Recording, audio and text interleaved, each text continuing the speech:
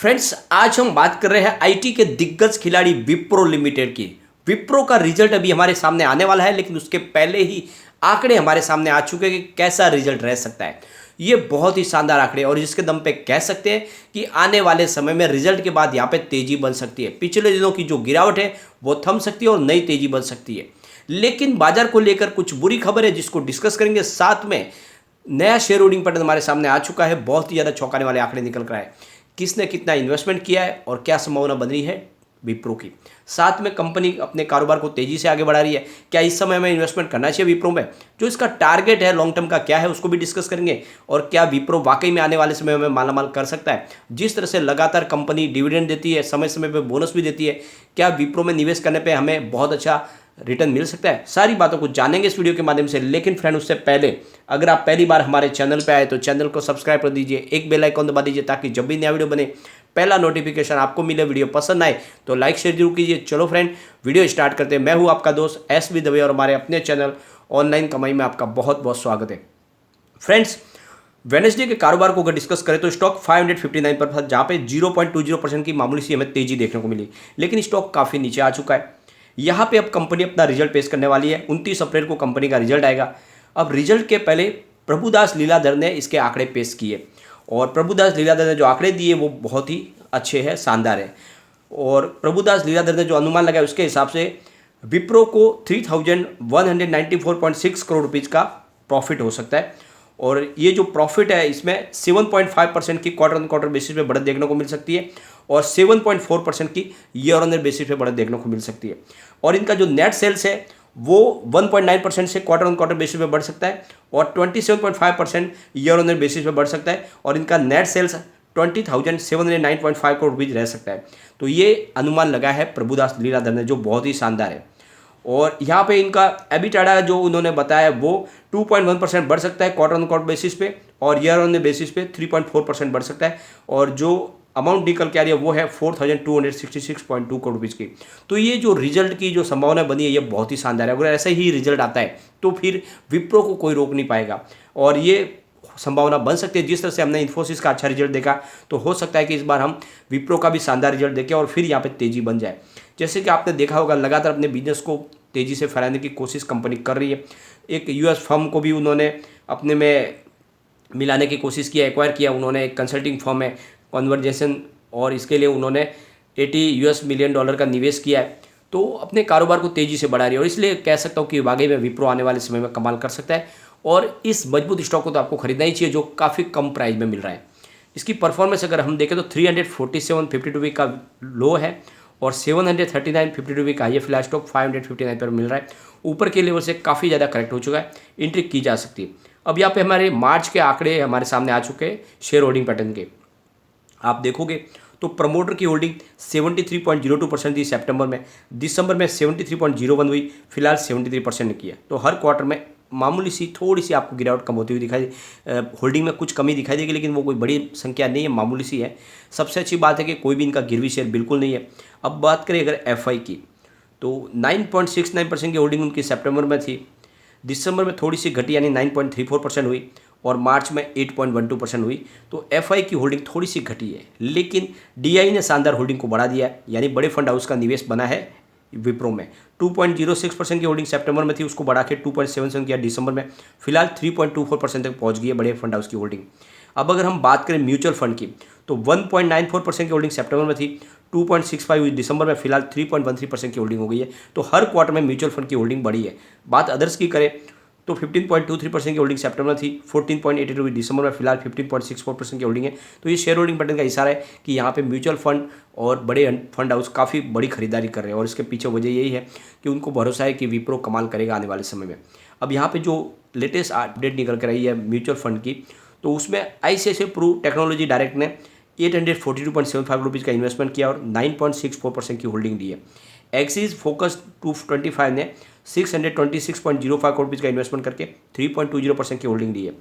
फिर यहाँ पे एक्सिस लॉन्ग टर्म इक्विटी ने 611.58 करोड़ रुपीज़ का इन्वेस्टमेंट किया है, 1.91% की होल्डिंग दी है। एक्सिस ब्लू चिप डायरेक्ट ने 561.32 करोड़ रुपीज़ का इन्वेस्टमेंट करके 1.57% की होल्डिंग दी है। फिर ICICI प्रू ETF ने 265.5 करोड़ रुपये का इन्वेस्टमेंट किया, 8.2% की होल्डिंग ली है। Aditya Birla SL digital India ने 204.91 करोड़ रुपये का इन्वेस्टमेंट किया, 6.03% की होल्डिंग ली है। टाटा डिजिटल इंडिया डायरेक्ट ने 189.41 करोड़ रुपये का इन्वेस्टमेंट करके 3.21% की होल्डिंग ली है। फिर एसबीआई टेक्नोलॉजी अपॉर्चुनिटीज़ ने 182.31 करोड़ रुपये का इन्वेस्टमेंट किया, 6.92% की होल्डिंग ली है। आईसीआईसीआई ब्लू चिप डायरेक्ट ने 181.86 करोड़ रुपये का इन्वेस्टमेंट किया, 0.57% की होल्डिंग ली है। एसबीआई बैलेंस एडवांटेज ने 171.76 करोड़ रुपये का इन्वेस्टमेंट करके 0.72% की होल्डिंग ली है। तो बहुत बड़े बड़े फंड हाउस ने जबरदस्त खरीदारी की है विप्रो के अंदर, और इससे एक बात समझ में आ रही है कि वाकई में विप्रो आने वाले समय में कमाल कर सकता है। लेकिन जो बाजार के लिए जो निराशाजनक बात है वो है एफआई बाजार में फिर से बिकवाल बन चुके हैं। पिछले 10-15-20 दिन से हम देख रहे हैं अच्छी खासी खरीदारी कर रहे थे, फिर इन्होंने अब वो सेलिंग मोड पे आ चुके हैं और इन्होंने अपनी स्ट्रेटजी को चेंज कर दिया। अब वो लॉन्ग टर्म के लिए नहीं बने रह रहे, बल्कि थोड़ा सा अपना प्रॉफिट बुक करके फिर से बिकवाली पे आ जाते हैं। और इसके पीछे सबसे बड़ी वजह है जो है क्रूड ऑयल की प्राइस फिर से बढ़ने लगी है, माहौल फिर से बिगड़ गया है। अब एफआई के आंकड़े अगर हम देखें तो 7 अप्रैल को इन्होंने $186 मिलियन का अपना माल बेचा है। 8 अप्रैल को $592 मिलियन माल बेचा। 11 अप्रैल को $52 मिलियन उन्होंने अपनी बिकवाली की। 12 अप्रैल को $192 मिलियन अपना माल बेच दिया। 13 अप्रैल को फिर से उन्होंने $349 मिलियन की बिकवाली की है। तो आप देखोगे कहीं पे भी पॉजिटिव आंकड़ा नहीं है, लगातार बिकवाली कर रहे हैं एफआई। थोड़े सा बाजार को संभालने की कोशिश कर रहे हैं हमारे बड़े फंड हाउस। 7 अप्रैल को उन्होंने 1774 करोड़ रुपये का इन्वेस्टमेंट किया, लेकिन 8 अप्रैल को उन्होंने 16.51 करोड़ रुपये का माल बेचा। 11 अप्रैल को फिर से 486 करोड़ रुपये का नया निवेश किया। 12 अप्रैल को 870 करोड़ रुपये का निवेश किया। 13 अप्रैल को उनकी संख्या बढ़ी, थोड़ी अमाउंट बढ़ाई, उन्होंने 1410 करोड़ रुपये का इन्वेस्टमेंट किया, जो अच्छी बात है। लेकिन बात यही है कि एफआई बहुत एग्रेसिव तरीके से बिकवाली करे और इस वजह से मुझे लगता है बाजार में शॉर्ट टर्म में गिरावट आ सकती है, लेकिन लॉन्ग टर्म नजरिया अच्छा है। यहाँ पे देखोगे तो क्रूड ऑयल लगातार बढ़ रहा है। WTI क्रूड 105 पर वापस हो चुका है, जहाँ पे 1.5% की तेज़ी देखने को मिल रही है। ब्रेंट क्रूड 110 पर आ चुका है, जहाँ पे 1.81% की तेज़ी है। आप देखोगे फिर ये क्रूड ऑयल जिस तरह से बढ़ रहा है उस वजह से बाजार पे दबाव बनने लगा है, और अभी क्रूड के साथ में गोल्ड की प्राइस भी बढ़ने लगी है। यानी गोल्ड फिलहाल 54,790 पर आ चुका है, 10 ग्राम 24 कैरेट गोल्ड की प्राइस। और ये आप देखोगे तो 29 मार्च को 52,415 पर था, तो लगभग 2-2.5 हज़ार रुपये की बढ़त हो चुकी है। और इस वजह से जो मार्केट का निवेश है वो गोल्ड की तरफ शिफ्ट हो सकता है, क्योंकि गोल्ड में उनको अच्छा खासा प्रॉफिट मिलने की संभावना बनी है। और जब भी गोल्ड की प्राइस बढ़ती है तो मार्केट में दबाव आता ही आता है। तो एफआई का भी रीज़न बन रहा है और साथ में हमारे घरेलू निवेशकों के लिए गोल्ड की प्राइस की संभावना भी बन रही है पॉजिटिव। तो ऐसे में बाजार में गिरावट की संभावना बन रही है। तो शॉर्ट टर्म में आपको गिरावट देखने को मिलेगी, लेकिन लॉन्ग टर्म में बहुत ही अच्छा नजरिया है। आने वाले समय में विप्रो कमाल करेगा। तो यहाँ पे शॉर्ट टर्म में थोड़ी सी और गिरावट होगी, और उस गिरावट का आपको फायदा होना चाहिए। डीप में खरीदारी करें, वाकई ये आने वाले समय में आपको मल्टीबैग रिटर्न देगा। इसके रिटर्न को देखें तो पिछले 5 साल के हिसाब से 201% का पॉजिटिव रिटर्न मिला है। 3 ईयर के हिसाब से 97% का पॉजिटिव रिटर्न है। 1 ईयर के हिसाब से 33% का पॉजिटिव रिटर्न है।